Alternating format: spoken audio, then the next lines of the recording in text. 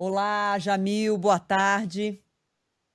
É inacreditável, Adriana, Fábio, É incrível. estamos de verde. Gente, é impressionante isso. O ouvinte pode achar que a gente arma algum tipo de situação, né? Vocês vêm fazendo isso já tem alguns dias. Mas é absolutamente Vamos coincidência. Que revelar, coisa Jamil? incrível. Vamos revelar? Ou Vamos. Você vocês estão me conta ou eu enganando conto? também?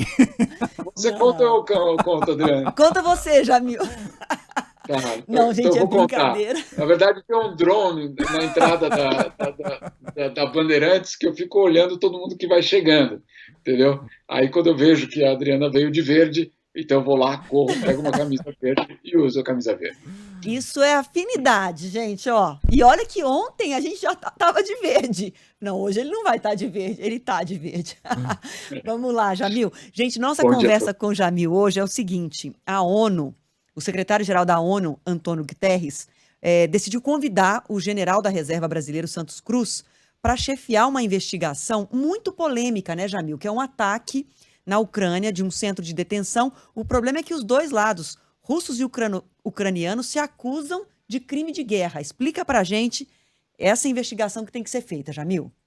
Vamos primeiro ao crime, ou pelo menos ao incidente.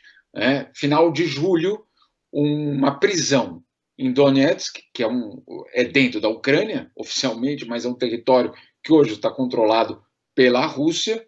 Essa prisão mantinha cerca de 50 soldados ucranianos. Então, uma prisão na área controlada pela Rússia com cerca de 50 soldados ucranianos. E, de repente, essa prisão é alvo de um ataque aéreo e, claro, esses soldados morrem.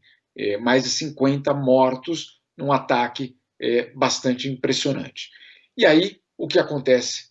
Momentos depois, os dois lados, os russos e ucranianos, se acusando mutuamente. Os ucranianos dizendo que os russos atacaram a prisão e mataram os 50 soldados, e os russos dizendo que os ucranianos mataram seus próprios soldados, sob a alegação, isso segundo os russos, que aqueles soldados que eram daquele regimento Azov, de extrema-direita, com ligações neonazistas, que esse regimento poderia delatar o que de fato o exército ucraniano estaria fazendo. E que por isso, supostamente, o governo da Ucrânia matou seus próprios soldados.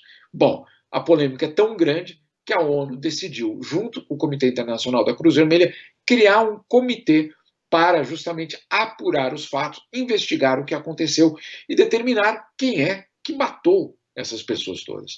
E aí, para liderar esse pepino gigantesco, porque é isso, um abacaxi gigante, o Antônio Guterres, secretário-geral da ONU, convidou então o general na reserva, Santos Cruz, para essa missão. Exatamente isso, Adriano. Agora, por que Santos Cruz? Essa é uma outra coisa que nós precisamos entender justamente aí dos bastidores. E aí é uma história bastante, eu diria, complicada, mas ao mesmo tempo reveladora. Em primeiro lugar, Santos Cruz é alguém que já liderou missões da ONU, por exemplo, na República Democrática do Congo e também no Haiti. E, além de tudo, é muito próximo de Antônio Guterres. Eles são, de fato, próximos, principalmente em temas de defesa, em temas militares dentro da ONU. Muito bem, essa é a primeira questão. Segunda questão, a ONU, Guterres, precisava de alguém que fosse aceito por russos e ucranianos.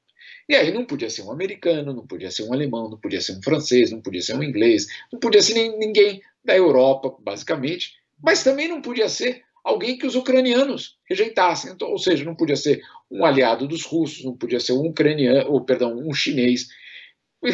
Não sobram muitos países nessa questão, mas sobrava o Brasil, né? Que o Brasil dá sinalizações, às vezes, pró-Putin, e ao mesmo tempo diz que a guerra precisa ser lidada e que a paz precisa ser estabelecida. Então, tá bem, precisava de um brasileiro. O problema é que precisava ser de um brasileiro que não pertencesse ao governo brasileiro. Por quê? Porque, obviamente, o governo brasileiro hoje não tem a melhor das credibilidades no mundo. E aí encontraram justamente alguém que é brasileiro, que é militar, que circula dentro da ONU, mas que não faz parte do governo Bolsonaro. Essa pessoa era Santos Cruz. Então, é um xadrez bastante grande, mas que finalmente dá para pelo menos entender o motivo pelo qual Santos Cruz foi convidado. Sabe aquele jogo, Resta Um? Haja filtro, hein? É o Resta Um, né? Vai por eliminação e aí o Resta Um. E esse convite está oficializado já a Santos Cruz ou isso acontece nas próximas semanas?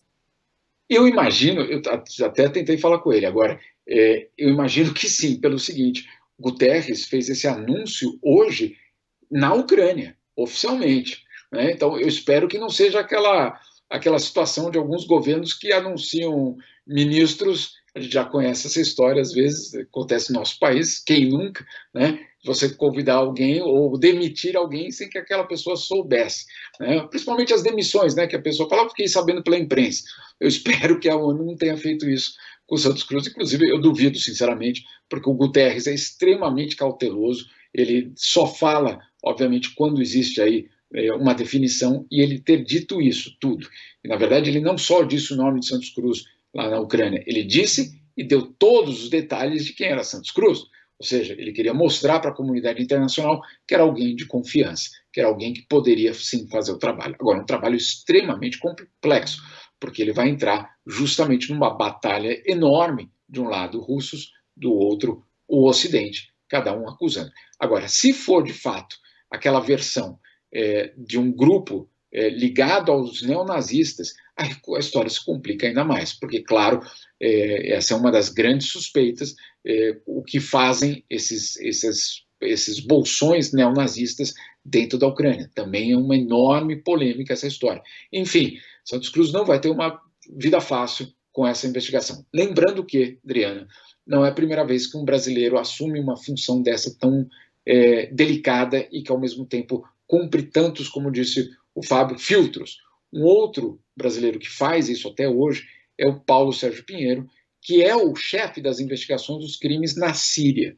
Por quê? Porque a Síria e também o Ocidente, claro, precisava ser alguém que fosse aceito tanto por um lado como pelo Ocidente, tanto pelos russos, como pelos sírios, como pelos turcos, como pelos americanos e europeus. E aí foram buscar, claro, aquela nacionalidade que, ao longo de décadas, construiu pontes, que era justamente a do Brasil. Agora, esse não é o Brasil de hoje. Esse, e tanto Santos Cruz como Paulo Sérgio Pinheiro, eles são, vamos dizer assim, beneficiários de décadas de um Brasil que, em termos diplomáticos, não existe mais. Agora vamos ver, obviamente, tomara que eles possam fazer o trabalho deles com base como diria o hino do meu time, Fábio, nas glórias do passado. Tá certo, Jamil. Obrigada, viu? Continuamos com o nosso drone aqui conectado, viu? Fechado. Obrigada, querido. Valeu, Jamil.